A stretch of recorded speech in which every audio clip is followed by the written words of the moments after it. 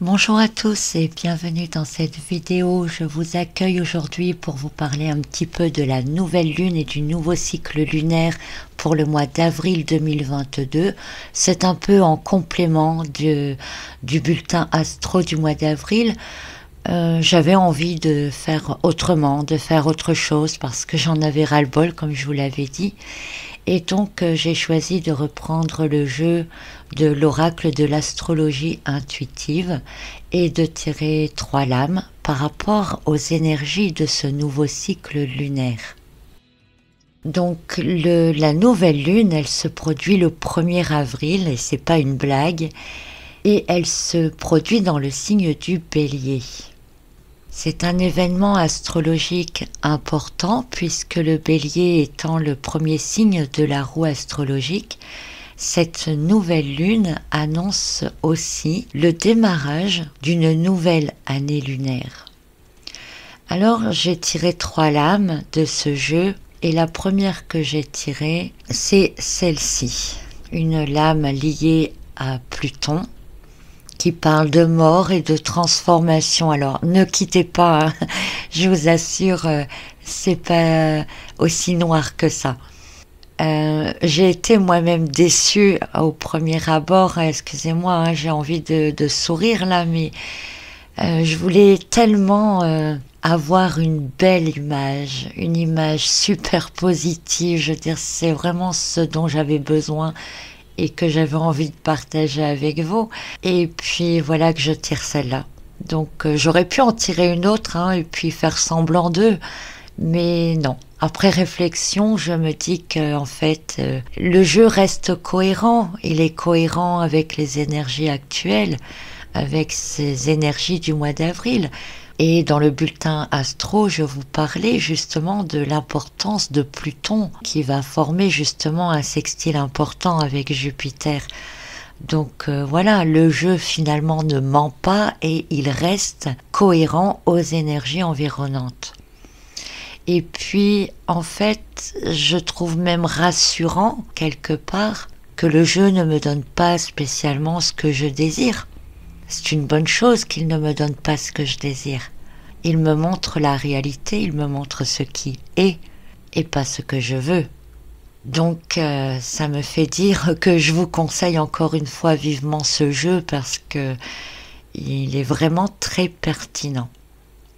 Alors Pluton est réputé difficile, aux actions radicales, brutales, parfois de manière sournoise, mais c'est aussi une énergie qui pousse vers l'évolution. Et tout comme les énergies astrologiques de ce mois, eh bien c'est une lame du jeu qui parle de faire mourir quelque chose en soi pour accueillir du renouveau. Il peut s'agir de dissoudre l'ego pour renaître plus léger, tout comme les papillons que l'on voit sur cette lame. Cette carte, elle parle de perte, de fracture, de séparation, qu'elle soit physique, émotionnelle, qu'elle concerne des possessions matérielles ou des personnes. Mais c'est une période de transition, il faut savoir laisser partir ce qui s'en va, lâcher prise et faire confiance au destin. On ne doit pas rester sur le passé, bien que le passé reste important pour se rappeler de où l'on vient. Il possède aussi ce passé des certitudes qui sont ancrées et qui ne sont pas toujours justes, qui ne sont peut-être plus vraies. Et il faut laisser partir tout cela pour repartir sur d'autres bases. Alors, il est vrai que sur le moment, les événements ou les situations et même les émotions ne sont pas faciles à vivre ou à gérer, mais tout ça semble être comme un passage entre guillemets obligé pour pouvoir passer à la suite. Il n'y a pas d'évolution, il n'y a pas de renaissance s'il n'y a pas de mort et de transformation. Donc pour pouvoir passer à la suite, c'est un passage obligé, une suite qui logiquement se veut toujours meilleure, même si on n'en mesure pas forcément les effets ou les conséquences dans le moment présent.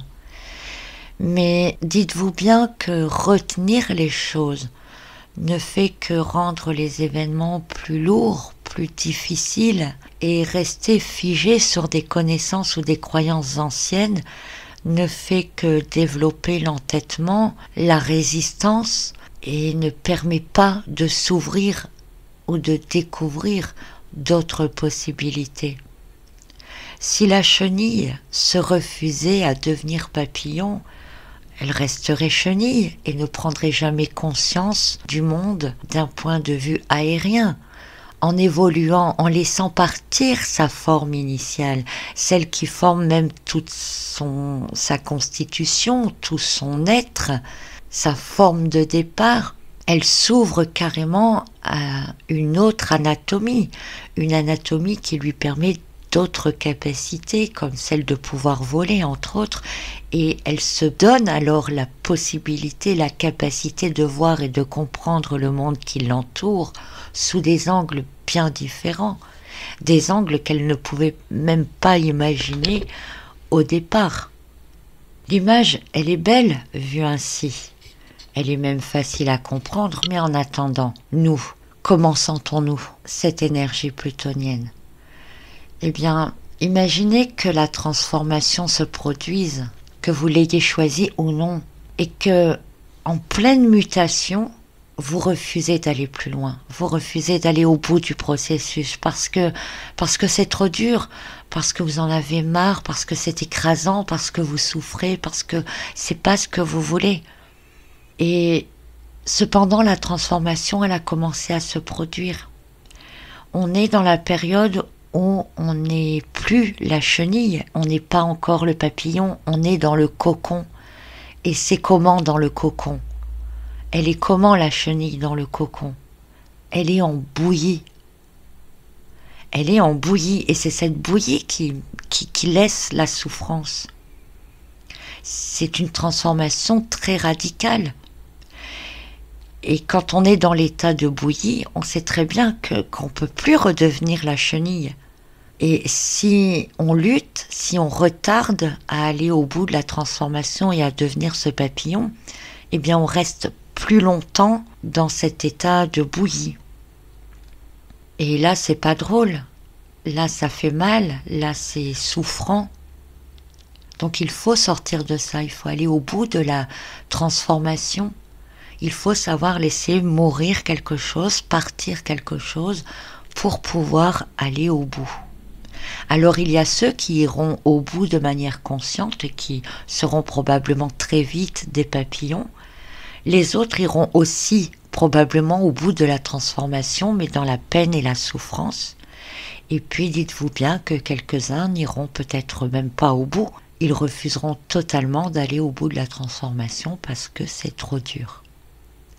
Alors cette lame du jeu, elle nous invite finalement à quoi? Elle nous invite à la transmutation, à vivre la transition, à affronter le destin en quête de la métamorphose et de la renaissance. Elle nous pousse à comprendre que le changement est nécessaire, qu'il est inévitable et qu'il est même vital pour notre propre évolution parce qu'on ne peut pas rester dans cet état de bouillie. C'est donc un nouveau cycle lunaire important puisque la nouvelle lune se produit donc en Bélier, dans le premier signe du zodiaque, le tout début d'une nouvelle année lunaire, et avec cette lame, on peut dire que l'on va vivre une année de transformation. Il faut donc, pour réussir cette transformation, savoir lâcher des choses. Le lâcher-prise est extrêmement important. Et la période du lâcher-prise, c'est à la fois le temps de la fin et le temps du renouveau. Donc c'est une période ambiguë. Comme on dit, on sait ce qu'on perd, on ne sait pas ce qu'on trouve. Donc on est à la fois dans l'inquiétude et l'attente, mais peut-être aussi dans l'espoir et l'envie. Alors, pour mieux passer cette période de transformation et d'évolution, il est temps de reconnaître ce qui nous fait peur, ce que l'on redoute, les parts sombres qui sont en nous, tout ce à quoi on croit fermement, et regarder tout cela en face. Parce que si on veut lâcher prise sur quelque chose, il faut savoir ce que c'est exactement. Évoluer, ça peut être aussi simplement tenter de maîtriser ce qui nous fait peur. On n'est pas forcément obligé de se séparer de certaines choses, on peut tenter de maîtriser ce que l'on ne maîtrise pas. Ça fait partie de l'évolution de savoir maîtriser certaines choses. Et donc j'ai tiré une deuxième carte qui est celle-ci, la carte des Gémeaux qui représente la maison 3. Et cette lame, eh bien, elle nous invite à parler, à échanger avec les autres, à voir et comprendre qu'il est possible de faire ou de ne pas pouvoir faire. C'est une carte qui parle d'échange, qui parle de ne pas rester seul, de savoir s'adapter rapidement à ce qui se présente, de savoir accueillir ce qui vient.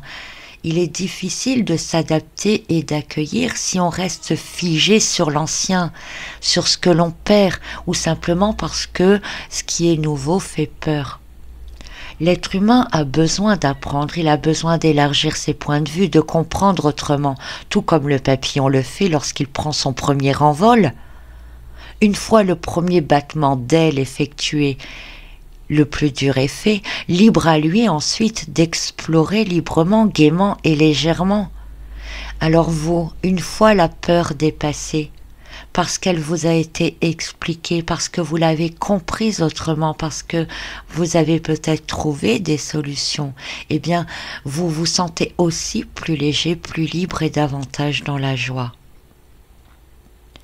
Le signe des Gémeaux qui est indiqué sur cette lame, c'est un signe double, un signe qui montre clairement que nous avons une part d'ombre et une part de lumière et qu'il faut trouver un juste équilibre entre les deux, que l'on ne peut pas occulter l'un et donner préférence à l'autre. On doit être capable d'utiliser les deux pour pouvoir fonctionner pleinement. On peut sortir de nos parts d'ombre quelque chose de très lumineux. Et ce lumineux, on va le trouver dans la troisième lame que j'ai tirée, qui est celle-ci, qui est une lame associée à Vénus, qui parle d'art, de beauté, d'esthétique, mais qui parle surtout de redonner du sens.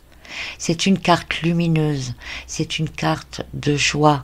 C'est une lame qui nous dit que finalement, pour lâcher l'ancien et attirer du renouveau, eh bien, on peut se concentrer finalement sur ce que l'on sait faire de mieux, sur ce qui nous plaît, sur ce qui nous permet à la fois de nous exprimer, d'extérioriser ce qui est en nous, ce qui peut être au fond de nous, peut-être caché dans nos parts sombres, et en faire quelque chose qui sort de l'ordinaire, qui se transforme en lumière, qui est créatif.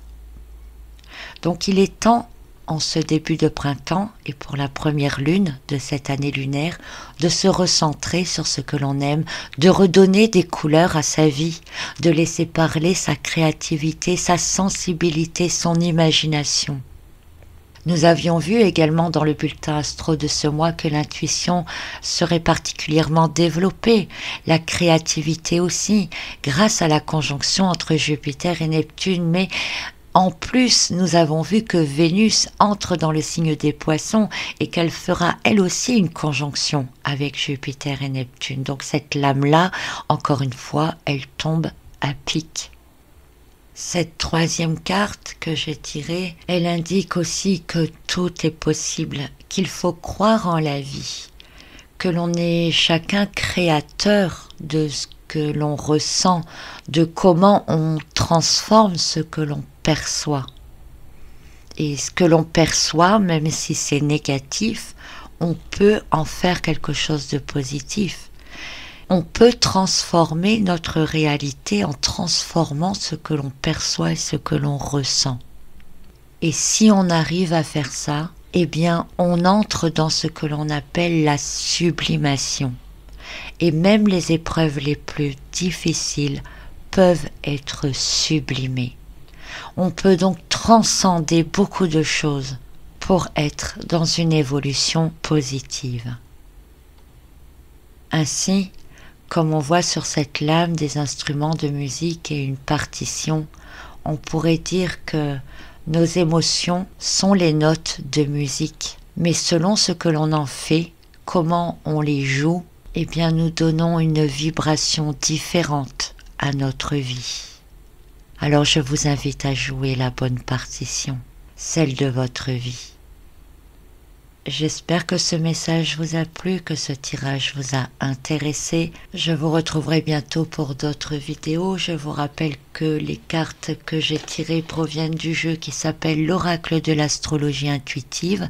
C'est un jeu que je vous ai présenté il y a peu de temps. C'était au mois de janvier, je crois. Je vous remettrai le lien de la description de ce jeu ici en haut. C'est un jeu qui est vraiment très très bien fait. Je vous le conseille vivement.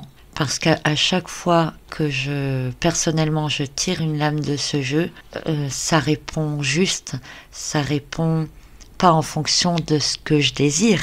Justement, ça ne me donne pas les réponses que je veux avoir, mais ça me donne des réponses réelles, concrètes et en accord avec les énergies qui sont réellement autour.